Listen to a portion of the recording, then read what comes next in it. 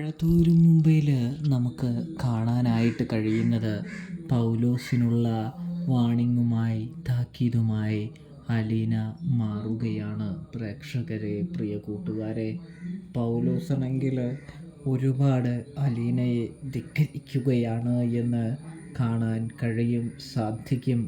ഇതേ സമയമാണെങ്കിൽ അലീന പൗലോസിനോട് പറയുന്നുണ്ട്, ചേട്ടൻ എന്നോട് ദേഷ്യപ്പെട്ടിട്ടോ എൻ്റെ മേൽ കുതിര കയറിയിട്ടോ യാതൊരു കാര്യമോ ഒന്നും തന്നെയില്ല.